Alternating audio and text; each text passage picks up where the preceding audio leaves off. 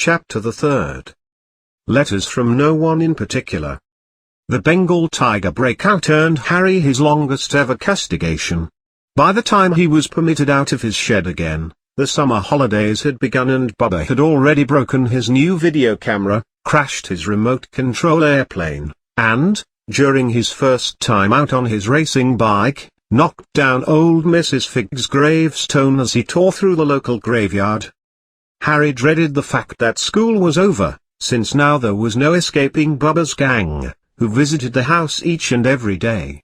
Pics, Denny, Molly Boy, and Gordon were all big and stupid, but as Bubba was the biggest and stupidest of the lot, and was the leader, the rest of them were all quite happy to join in Bubba's favorite hobby, Harry hunting. This was why Harry spent as much time as achievable out of the house, wandering around and dreaming about the end of the holidays, where he could see a tiny ray of hope. When September came he would be going off to secondary school and, for the first time in his existence, he wouldn't be with Bubs. Bubba had been accepted at Uncle Vern's old private school, Smellington. Pate Spoke was going there also.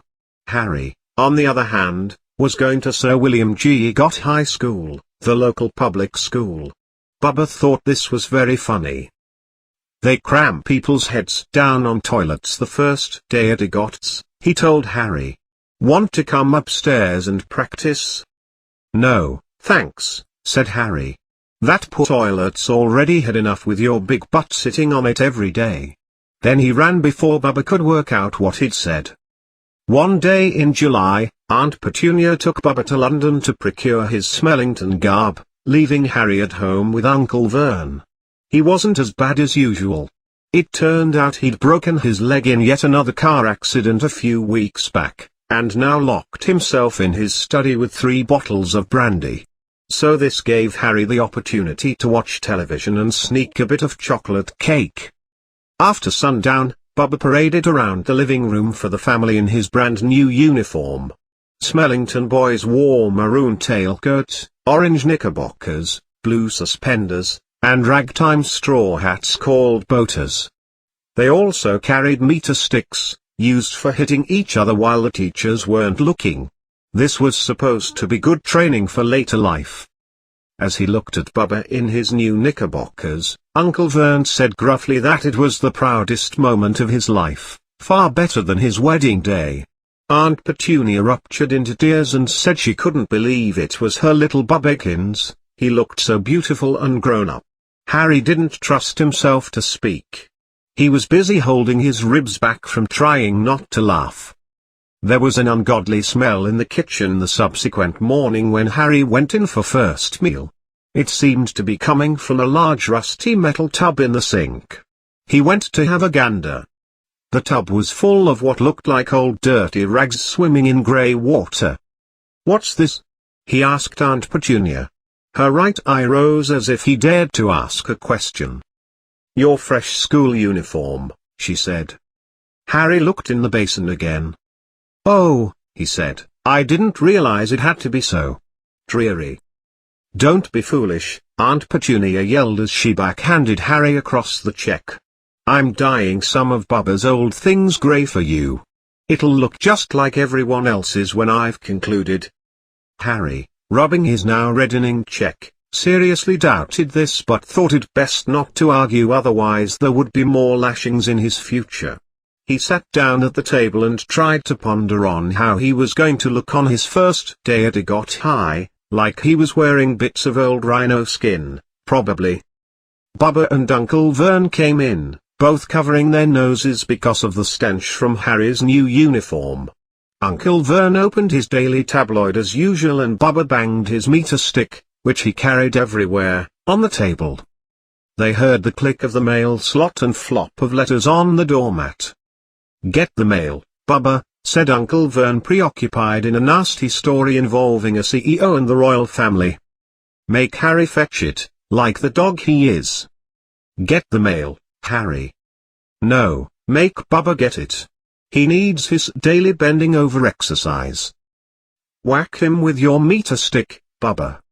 Harry took a full blast right in the forehead, and before Bubba could wind up again, he went to get the mail. 3 things lay on the doormat: a postcard from a Nigerian prince who needs Uncle Vern's help, a brown envelope that looked like a bill, and a letter for Harry. Harry picked it up and ogled it a bit, his heart now beating like big brass band.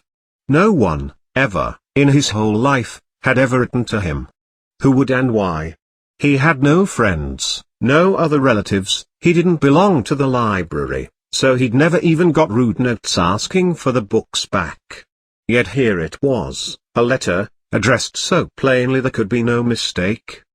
2. His Excellency the Honourable Master Harry H. Potter, heavyweight champion of the world. The shed in the backyard. 408 Private Drive, Balls Cross, West Sussex. The envelope was thick and heavy, made of yellowish parchment, and the address was written in shiny emerald green ink. There was no stamp. Turning the envelope over, his hand trembling violently, Harry saw a red wax seal bearing a coat of arms, an elephant, an eagle, a donkey, and a kitten surrounding a large letter H. "Speed it up, boy!" shouted Uncle Vern from the kitchen. "What are you doing, checking for anthrax?" He chuckled at his own joke. Harry went back to the kitchen, not taking his eyes off his letter. He tossed Uncle Vern the bill and the postcard, sat down, and little by little began to open the yellow envelope. Uncle Vern ripped open the bill, snorted in disgust, and then turned to the postcard. "Oh. Get this. The Prince of Nigeria needs our help," he informed Aunt Petunia. "He will reward us greatly if we just send him a small loan from our bank account too." "Dad," said Bubba suddenly. "Dad, Harry's got something." Harry was at the point of unfolding his letter, which was written on the same heavy parchment as the envelope, when it was jerked sharply out of his hand by Uncle Vern. "That's mine," said Harry, trying to snatch it back. "Who'd be writing to you?" sneered Uncle Vern, shaking the letter open with one hand and plopping a rather large donut in his mouth with the other. His face went from red to green faster than a set of traffic lights. And it didn't stop there. Within seconds he spit out the wad of donut and it sprayed all over the kitchen in every direction. "Oh God! Pee-pee Petunia!" he gasped. Bubba tried to seize the letter to read it, but Uncle Vern held it elevated out of his reach. Aunt Petunia curiously read the first line. She fainted to the floor, but woke up a moment later. "Vern. Oh my goodness, Vern." They stared at each other, seeming to have forgotten that Harry and Bubba were still in the room. Bubba wasn't used to going unnoticed. He gave his father a sharp tap on the head with his meter stick. "I demand you let me read that letter," he said stridently. "I want to read it," said Harry furiously, "as it is addressed to me." "Get out, both of you," croaked Uncle Vern, stuffing the letter back inside its envelope. Harry didn't move. "I want my letter," he shouted. "Let me see it," commanded Bubba. "Out!" roared Uncle Vern, and he subsequently took both Harry and Bubba by the shirt and pants and threw them into the hall, slamming the kitchen door behind them. Harry and Bubba promptly had a furious slapping fight over who would listen through the keyhole. Bubba prevailed, so Harry, his glasses dangling from one ear, lay flat on his stomach to listen at the crack between door and floor. "Know what this means, Vern?" Aunt Petunia was saying in a trembling voice. "Look at the address, how could they possibly know where he sleeps? You think they're watching the house?" "Watching, spying, probably following our every move," muttered Uncle Vern wildly. "But what are we supposed to do, Vern? Should we write back? Tell them we don't want." Harry could see Uncle Vern's tiny black shoes pacing up and down the kitchen. "No," he said finally. "No, we'll pay no attention to it. If they don't get an answer. Yes, that's best. We won't do anything." "But I'm not having one in the house, Petunia. Didn't we vow when we took him in we'd stamp out that treacherous nonsense?" That evening when he got back from work, Uncle Vern did something he'd by no means ever done before. He visited Harry in his shed. "Where's my letter?" said Harry, the instant Uncle Vern had squeezed through the door. "Who's writing to me?" "No one. It was addressed to you by mistake," said Uncle Vern shortly. "I have destroyed it." "It was not a mistake," said Harry angrily, "it had my shed on it." "Silence!" yelled Uncle Vern as he backhanded Harry across the mouth. He took a few profound breaths and then forced his face into a smile, which looked quite painful. "It was meant for the boy who lives in the shed a few houses over. And yes, Harry, about this shed. Your aunt and I have been thinking. You're really getting a bit big for it. We think it might be nice if you moved into the basement next to the water heater." "Why?" said Harry. "Don't ask questions." His uncle slapped Harry across the face again.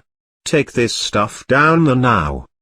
The Drubblesnorts house had 4 bedrooms, one for Uncle Vern and Aunt Petunia, one for visitors, usually Uncle Vern's sister, Marge, one where Bubba slept, and one where Bubba kept all the toys and things that wouldn't fit into his first bedroom.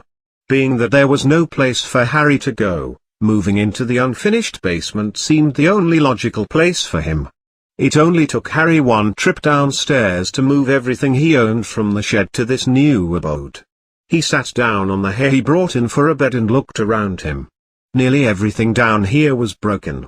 The month-old video camera was lying on top of the Ferrari go-kart Bubba had driven over the next-door neighbor's dog with and killed it. In the corner was Bubba's first-ever television set, which he'd put his foot through when he lost at one of his video games. There was a large dog cage which had once held a bulldog that Bubba had swapped at school for a real air rifle. All over the floor, too, were piles of dirty laundry that Harry would have to wash the next day. Harry stretched out on his hay bed and exhaled noisily. Yesterday he'd have given anything to have a room inside.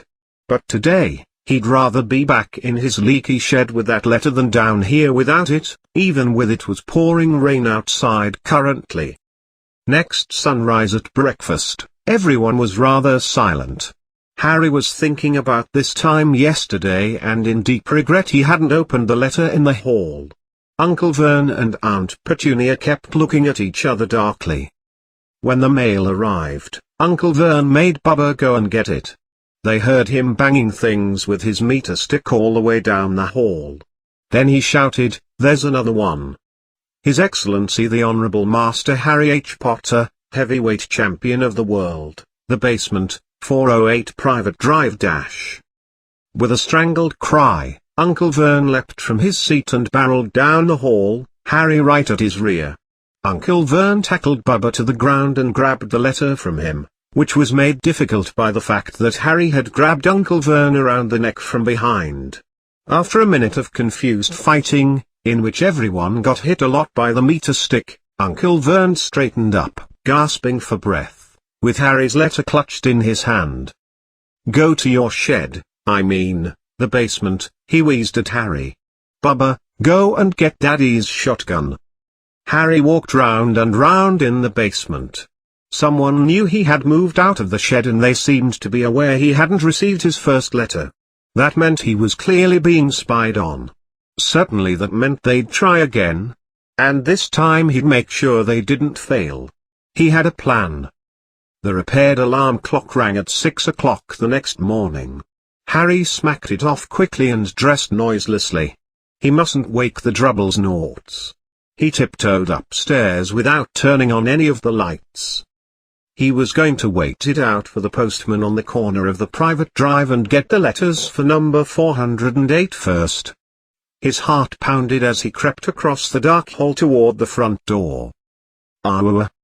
Harry leapt into the air, a shotgun pointed straight at his face. Lights clicked on upstairs and to his horror Harry realized that Uncle Vern had been sitting to the side of the front door which what looked like had been all night, making sure Harry didn't do exactly what he'd been trying to do. He shouted at Harry for about half an hour and then told him to go and bring back a bottle of brandy. Harry shuffled miserably off into the kitchen and by the time he got back, the mail had arrived, right into Uncle Vern's guarded territory. Harry could see 3 letters addressed in green ink. "Give me," he began, but Uncle Vern threw the letters to the floor and shot them 3 times with his shotgun, obliterating all traces of them. Uncle Vern didn't go to work that day. He stayed at home to nail up the mail slot. "See," he explained to Aunt Petunia through a mouthful of nails, "if they can't deliver them they'll just give up." "I'm not sure that'll work, know what I mean, Vern?" "Oh, these people's minds work in mysterious ways, Petunia, they're not like you and me," said Uncle Vern, trying to knock in a nail with the butt of his shotgun. On Friday, no less than 12 letters arrived for Harry. As they couldn't go through the mail slot, they had been shoved under the door and slotted through the sides. Uncle Vern stayed at home again. After burning all the letters, he got out a hammer and nails and boarded up the cracks around the front and back doors so no one could go out. He hummed "If I Only Had a Brain" as he worked, and jumped at small noises. On Saturday, things began to get out of hand. 24 letters to Harry found their way into each of the 24 eggs that their very confused milkman had handed Aunt Petunia through the living room window. While Uncle Vern made furious telephone calls to the post office and the dairy trying to find someone to complain to, Aunt Petunia shredded the letters in the garbage disposal. "Who on earth wants to talk to you this badly?" Bubba asked Harry in bewilderment. "Who says they're from Earth?" Harry responded. On Sunday morning, Uncle Vern sat down at the breakfast table looking exhausted and rather sick, but happy nonetheless. "No post on Sundays," he reminded them cheerfully as he spread marmalade on his newspapers. Just then something came whizzing down the kitchen chimney as he spoke and caught him sharply on the back of the head. Next moment, 30 or 40 letters came pelting out of the fireplace like bullets. The drubbles not stuck, but Harry leapt into the air attempting to catch one.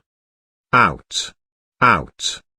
Uncle Vern drop-kicked Harry into the hall. Then Aunt Petunia and Bubba ran out with their arms over their faces. Uncle Vern slammed the door shut behind them.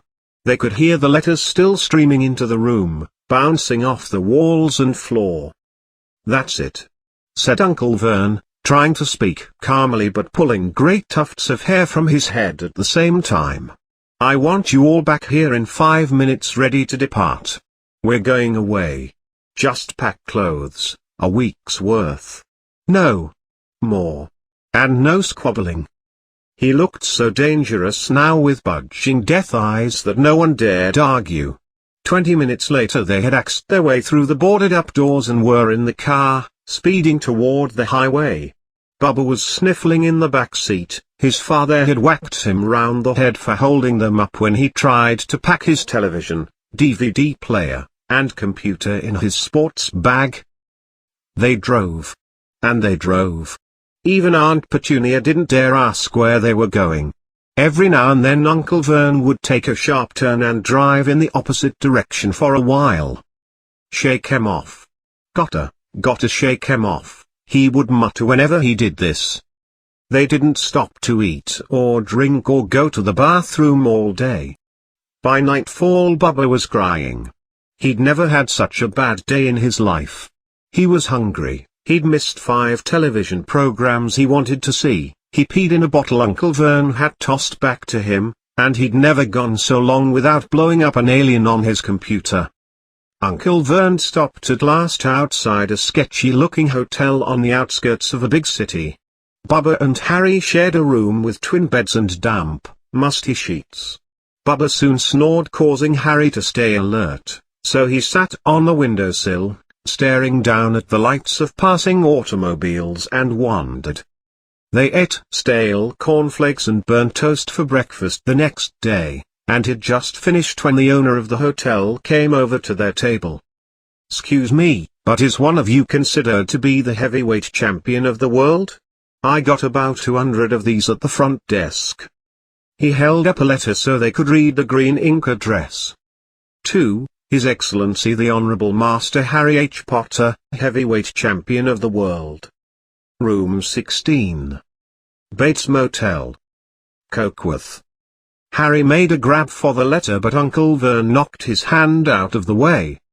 The man stared. "I'll take the lot," said Uncle Vern, igniting his lighter and following the man from the dining room with a smirk.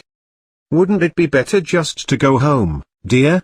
Aunt Petunia suggested hours later, but Uncle Vern refused to hear her. Exactly what he was looking for, none of them knew. He drove them into the middle of a swamp, got out, looked around, shook his head, got back in the car, but the rest of the family had to get out and push since they were now stuck in the mud. The same sort of thing happened in the middle of a plowed field, halfway across a suspension bridge, and at the top of a multi-level parking garage. "Daddy's gone mad, hasn't he?" Bubba asked Aunt Petunia late that afternoon. "Yes, sweetums," she replied. Uncle Vern had parked at the coast, locked them all inside the car, and disappeared. It started to hail. Great big chunks of ice beat on the roof of the car and began to put tiny dents in the hood. "It's Monday," he told his mother. "Montel's on tonight. I want to stay somewhere with a television." Monday. This reminded Harry of something. If it was Monday, and you could usually count on Bubba to know the days the week because of television, then tomorrow, Tuesday, was Harry's 11th birthday. Of course, his birthdays were never exactly pleasurable. Last year, the Drubblesnorts had given him a coat hanger and a pair of Uncle Vern's old socks. Still, you don't get those every day. Uncle Vern was back and he was grinning hysterically. "Found the most wonderful place," he said. "Come on. Everyone out." It was very cold outside the car, but the hail had just begun to let up. Uncle Vern was pointing at what looked like a large rock way out at sea. Perched on top of the rock was the most miserable little shack you could imagine, well, second most miserable after the shed Harry was used to staying in. One thing was certain, there was no television in there. "Storm forecast for tonight," said Uncle Vern gleefully, rubbing his hands together. "And this gentleman's kindly agreed to lend us his yacht." A toothless old man came limping up to them, pointing, with a rather wicked grin, at an old rowboat bobbing in the iron grey water below them. "I've already got us some rations," said Uncle Vern, "so all aboard." It was beyond freezing in the boat. Icy sea splashes and pouring rain crept down their necks and a chilly wind whipped their faces. After what had to have been many hours they reached the rock, where Uncle Vern, slipping and sliding, led the way to the broken-down dwelling. The inside was horrible, it smelled strongly of dead whale, the wind whistled through great gaps in the wooden walls, and the fireplace was damp and empty. There were only 2 rooms. "Whoa!" Harry said, stepping inside. "This place is a palace compared to what I'm used to." Uncle Vern's rations turned out to be a bag of banana chips and 4 prunes. He tried to start a fire but the empty chip bags just smoked and shriveled up. "Now, where are those letters when you need them, eh?" he said hysterically. He was in a very fine mood. Noticeably he assumed that nobody stood a chance of reaching them here in a storm to deliver mail. Harry faced facts and agreed, though the thought didn't cheer him up at all. As nighttime fell, the storm blew up around them. Spray from the high waves pounded the walls of the hut and a fierce wind rattled the mucky windows. Aunt Petunia found a few moldy blankets in the second room and made up a bed for Bubba on the moth-eaten sofa. She and Uncle Vern went off to the lumpy bed next door, and Harry was left to his own to find the best bit of floor he could curl up on and was given the thinnest, most ragged sheet. The storm raged more and more violently as the night went on. Harry couldn't take it. He shivered and turned over, trying to get comfortable, his belly rumbling with starvation. Bubba's snores were drowned by the loud crack of thunder. The glow-in-the-dark hand of Bubba's Rolex, which was dangling over the edge of the sofa on his fat wrist, told Harry he'd be 11 in 10 minutes' time. He lay and watched his birthday tick nearer, wondering if the Drubblesnorts would remember at all, wondering where the letter writer was now. 5 minutes to go. Harry heard something creak outside. He hoped the roof wasn't going to fall in, although it might be warmer if it did. 4 minutes to go. Maybe the house on the private drive would be so full of letters when they got back that he'd be able to steal one somehow. 3 minutes to go. Was that the ocean, slapping hard on the rock like that? And, 2 minutes to go. What was that curious crunching clatter outside? Was the foundation crumbling into the sea? 1 minute to go and he'd be 11. 30 seconds. 20. 10. 9, maybe he'd wake Bubba up just to annoy him. 3. 2. 1. Bang. The whole shack shivered and Harry scampered across the room, then stared at the door. Someone was outside, knocking to come in.